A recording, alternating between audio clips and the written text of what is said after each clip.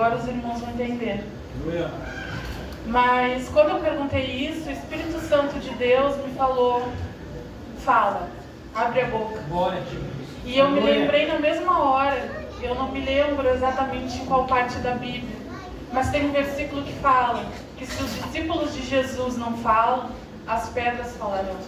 Aleluia. Então eu estou aqui hoje para falar sobre o meu testemunho. Eu fiquei 13 anos, alguns irmãos já conhecem, porque eu falei no culto de terça-feira, mas não eram tantos. Eu fiquei 13 anos com depressão. Eu fiquei presa, exilada por 13 anos, afastada de todo mundo. Eu não saía de casa, assim, eu não tinha contato com ninguém que não fosse meu pai, minha mãe e meu irmão. Eu não conseguia botar o pé fora da casa, porque junto com a depressão me vieram síndrome do pânico, pânico social, muitas fobias de morte, tanto minha quanto das pessoas que eu amava. Eu comecei a ter tendências suicidas. Antes eu só me cortava, como o pastor hoje mais cedo falou, ele se queimava e se cortava. Eu me cortava em todos os lugares que ninguém pudesse ver, com faca, tesoura, qualquer coisa que eu pudesse me ferir, porque eu sentia uma dor tão grande dentro de mim que eu simplesmente não conseguia lidar com aquilo e achava que a dor física, de alguma forma, ia amenizar aquela dor do meu espírito, na minha alma. Então eu me cortei muito, eu puxava meus cabelos, eu arrancava tufo de cabelo, eu batia no meu rosto, eu batia em mim, eu entrava em crises em que eu me jogava na parede, eu me agredia de todas as formas possíveis e eu não conseguia. Chegou um momento em que eu me via como um monstro. Eu me via como um monstro, eu não conseguia me olhar no espelho, eu tinha uma autodepreciação muito grande. Eu não conseguia me olhar no espelho, passei anos assim, sem me olhar no espelho, porque eu me via como um monstro. E a cada vez que passava, eu perdia a minha fé, porque assim, eu fui criada desde pequeno, inclusive sou filha daqui, né? E aí, com 16 anos, eu fui diagnosticada, eu tenho laudo para comprovar que eu já tinha desenvolvido uma depressão crônica, que nenhum remédio, não importa qual que eu use, poderia me tirar disso. E também nesse laudo consta que tinha risco de suicídio. A minha mãe teve que se afastar do trabalho por um tempo, porque eu poderia sim fazer alguma coisa com a minha vida. Tanto que uma vez ela pegou e teve que tirar da minha mão a faca, porque eu ia realmente colocar um fim na minha vida. Eu tentei lutar por vários anos, mas uns 2, 3 anos passados, eu cheguei a um limite tão extremo de agonia, de angústia, que o meu corpo mostrava, eu começava a ter erupções de pele, eu começava a perder cabelo, era um estresse. Meu corpo mostrava toda a dor que a minha alma sentia. E eu me sentia soterrada espiritualmente.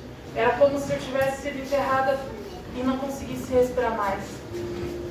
Então, teve uma vez que, na última vez, o diabo pediu minha vida.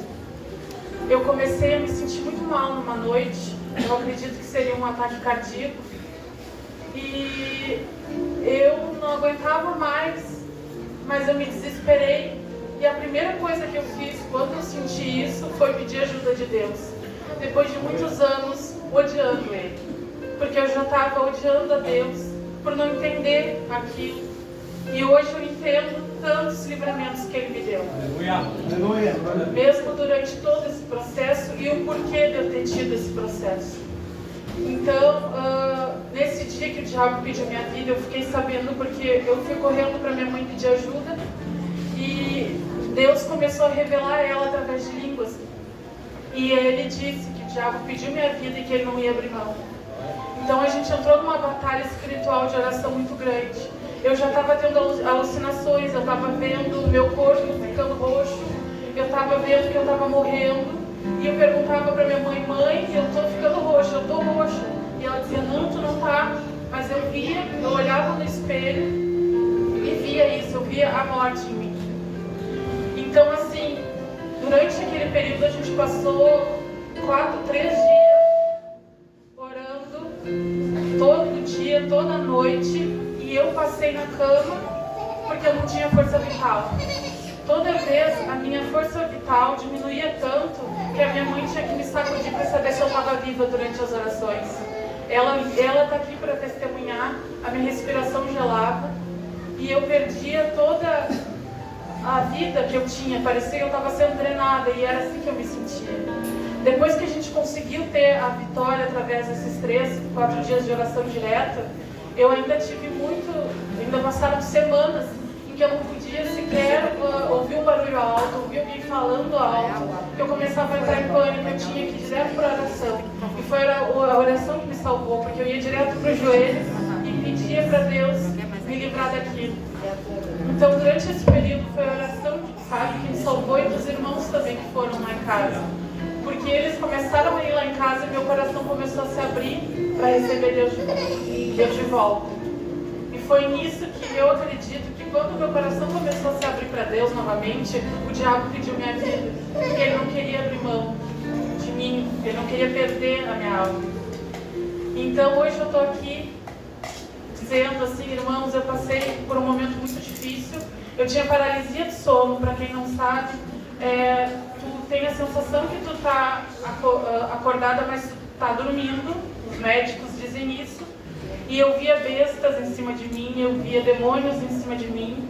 E para mim, na minha cabeça, eu estava gritando e pedindo socorro, mas não saía nada, eu não me mexia. E eu tinha isso 5 dias por semana.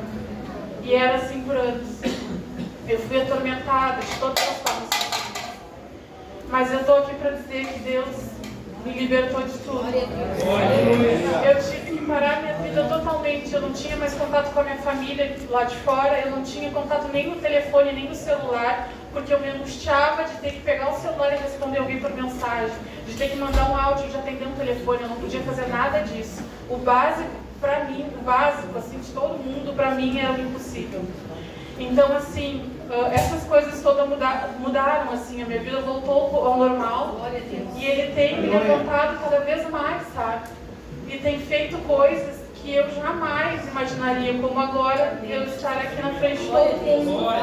Porque a Raquel passada jamais abriria a boca nem para glorificar Deus. E eu sei disso. Então eu estou aqui para dizer, irmãos, continuem firmes. Orem pelos outros, a intercessão é uma bênção. E não esqueçam assim da oração diária, de ler a Bíblia, a palavra de Deus, porque é Deus quem me sustenta, Ele tem me sustentado até agora. Ainda tem dificuldades em algumas coisas, eu ainda tenho ansiedade, que também foram um dos sintomas que vieram. Ainda tomo alguns remédios, mas eu sei que o meu Senhor me segura em tudo. Quando eu estou passando por dificuldades, eu consigo agora sentir o Espírito Santo de Deus me dizendo: relaxa, teu Pai está contigo e está na direção de Deus. Então, irmãos, não desistam, não importa a luta que vocês estão passando, ou se não são vocês e alguém que vocês amam. Minha mãe orou por mim 13 anos. Então, assim, continuem orando pelas pessoas, orando.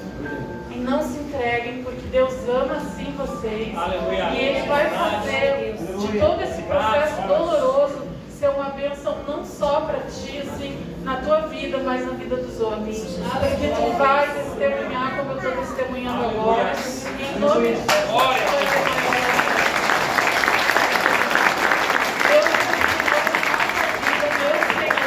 Meu único e suficiente Salvador, eu posso dizer isso hoje. E irmãos, vão firme que o Senhor está sempre com você.